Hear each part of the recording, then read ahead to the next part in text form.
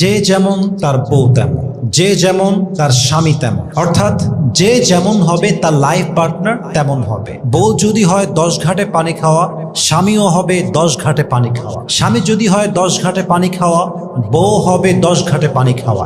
এই যে আমাদের এই জানাটা, এই ক্ষেত্রে অনেকের প্রশ্ন হয় যে আসলে আমরা তো মাঝে মাঝে এর উল্টো দেখতে পাই। আয়াতটা মূলত আগে জানতে হবে। আল্লাহ তাআলা সূরাতুন নূরে বলেছেন, আল খাবিসাতু লিল খাবিসিনা ওয়াল খাবিসুনা লিল খাবিসাত ওয়াত-তাইয়িবাতু লিত-তাইয়িবিনা ওয়াত-তাইয়িবুনা লিত-তাইয়িবাত। It means bad character people, they will have bad character people, and good character people, they will have good character people. যে যেমন তার জীবন সঙ্গী হবে তেমন, এর অর্থ হচ্ছে এইটা। এখন এই আলোকে আমরা প্রশ্ন করি যে সবসময় তো এরকম আসলে হয় না, তাহলে এর উত্তরটা আসলে কি হবে? উত্তরটা হচ্ছে যে আসলে এই কথাটা অলওয়েজ সব জায়গায় সেম ভাবে অ্যাপ্লাই করা পসিবল নয়। যেমন আপনি খেয়াল করেন, ফেরাউনের মতো জঘন্য দুশ্চরিত্র, এর চেয়ে নিকৃষ্ট কোনো পুরুষ কি আল্লাহর জমিনে দ্বিতীয়টা আর কেউ কি আছে যুবক ভাইরা? তার ঘরে আল্লাহ তাআলা আসিয়া আলাইহিস সালামের মতো পুত পবিত্র নারী দান করেছে। তাহলে বোঝা গেল স্বামী খারাপ হতে পারে, নিকৃষ্ট হতে পারে, বাট স্বামী খারাপ হলেও কি হবে, মাঝে মাঝে বউও ভালো হয়। এরকম যুবক ভাইরা হয় কি হয় না? অর্থাৎ স্বামী খারাপ হয়েছে মানে যে বউ একদম খারাপ হবে তা নয়, মাঝে মাঝে স্বামী খারাপ হয় বাট বউ ভালো হয়। আর একটা এক্সাম্পল আসেন, যেমন লূত আলাইহিস সালাম একজন নবী, তার বউ এতটা জঘন্য ছিল যে সে সমকামিতার সাপোর্টার ছিল। নাউজুবিল্লাহ পড়বেন না আপনারা সবাই?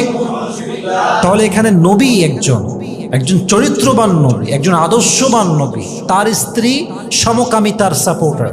তাহলে বোঝা গেল মাঝে মাঝে স্বামী ভালো হতে পারে বাট স্ত্রী খারাপ হতে পারে কি পারে না যুবক ভাইরা?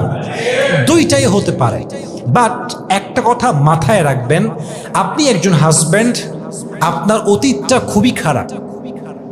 আপনি 10 মেয়ের সঙ্গে জেনা করেছেন, আপনি 10 মেয়ের সঙ্গে বিয়ের আগে প্রেম করেছেন, and you know you had deep relationship before you get married. বিয়ের আগে আপনি অনেকগুলো রিলেশনশিপ করেছেন, অনেক রিলেশন ছিল আপনার আসলে। তো আপনি যদি বিয়ের পরে ভাবেন যে আল্লাহ যদি বলছে যে যে যেমন তার বউ তেমন, যে যেমন তার স্বামী তেমন, তাহলে আমি যেহেতু খারাপ আমার বউটাও খারাপ, এই চিন্তা করা যাবে না। মানে হচ্ছে মাঝে মাঝে আপনি খারাপ হতে পারেন, আপনি ফেরাউনের মতো হতে পারেন, বাট আপনার ঘরে একজন পুত পবিত্র নারী দান করতে পারে একজন। আওয়াজ দিয়ে বলেন তো তিনি কে? এর আরো একটি ব্যাখ্যা আছে। মূলত এই আয়াতের অনেকগুলো ব্যাখ্যা মুফাসসিরিন ইকরামরা লিখেছেন। একটি ব্যাখ্যা লিখেছেন ইমাম জারির আত-তাবারি রাহমাতুল্লাহি আলাইহি রাহিমাহুল্লাহু তাআলা। উনি লিখেছেন যে এই আয়াতের মূল ব্যাখ্যা হচ্ছে এরকম, এই আয়াতটা নাজিল হয়েছে হচ্ছে আয়েশা রাদিয়াল্লাহু তাআলা আনহার একটি প্রেক্ষাপটে। সে প্রেক্ষাপটটা কি ছিল? কাফেররা, মুনাফিকরা ওনাকে গালি দিচ্ছিল, ওনার চরিত্র নিয়ে কথা বলছিল। তখন এই আয়াত নাজিল হয়েছে যে যে যেমন তার ভাষা, তার শব্দ, তার সব কিছু হচ্ছে সেরকম। অর্থাৎ যে অশালীন তার কথাও হবে অশালীন, যে দুশ্চরিত্রা তার কথাও হবে দুশ্চরিত্রা মার্কা। যুবক ভাইরা ঠিক কিনা বলেন যুবক ভাইরা? অর্থাৎ আল্লাহ তাআলা বলছেন মুনাফিকরা যে ওনাকে বাজে গালিগালাজ আসলে করছে, আসলে এরা যেহেতু খারাপ, তাদের ভাষাও খারাপ, শব্দও খারাপ, চরিত্রও খারাপ। যুবক ভাইরা ঠিক কিনা বলেন? এটা হচ্ছে সেই সময় নাজিল হয়েছে। কিন্তু যেহেতু আয়েশা রাদিয়াল্লাহু তাআলা আনহা একজন চরিত্রবান স্ত্রী, একজন আদর্শবান মানুষ, অতএব তার কথাও হবে ভালো, তার আচরণ হবেও সুন্দর। সুবহানাল্লাহ পড়েন সবাই আপনারা। আরেকটি ব্যাখ্যা আসছে যেটি এই ব্যাখ্যাটি জানলে আমাদের কথা বোঝা আরো সহজ হবে। সেটা হচ্ছে আব্দুর রহমান ইবনু যায়েদ ইবনু আসলাম রাদিয়াল্লাহু তাআলা আনহু থেকে বর্ণিত। উনি বলেছেন আয়াতের পরিষ্কার অর্থ হচ্ছে যেহেতু আল্লাহর হাবিব প্রত্যেক দিক থেকেই আদর্শবান, পবিত্র, আল্লাহর নবীর মতো চরিত্রবান যুবক আর কেউ কি হতে পারে যুবক ভাইরা? তো আল্লাহ তাআলা বোঝাচ্ছেন যেহেতু আমার নবীজি পবিত্র, তাই তার স্ত্রীও হবে পবিত্র। অর্থাৎ তারা যে আয়েশাকে কলুষিত করছে যে আয়েশার চরিত্র খারাপ, ব্যাপারটা এরকম নয়। যেহেতু নবীর চরিত্র পবিত্র, অতএব এরকম চরিত্রবান যুবকের বিয়ে চরিত্রবান নারীর সঙ্গে হওয়াটাই হচ্ছে স্বাভাবিক ব্যাপার। পড়েন সবাই সুবহানাল্লাহ। তাহলে বোঝা গেল এখানে উদ্দেশ্য হচ্ছে ব্যাপারটা এরকম যে যে ব্যক্তি চরিত্রহীন, যার চরিত্র খারাপ, যার রুচি খারাপ, যে ব্যভিচারী, যে জেনাকারী সে তার জীবন সঙ্গী তেমন করেই খুঁজবে যেমনটা তার রুচি। আমি আবার রিপিট করছি, দুশ্চরিত্রা নারী দুশ্চরিত্র যুবককেই খুঁজবে, দুশ্চরিত্র যুবক দুশ্চরিত্রা নারীকেই খুঁজবে।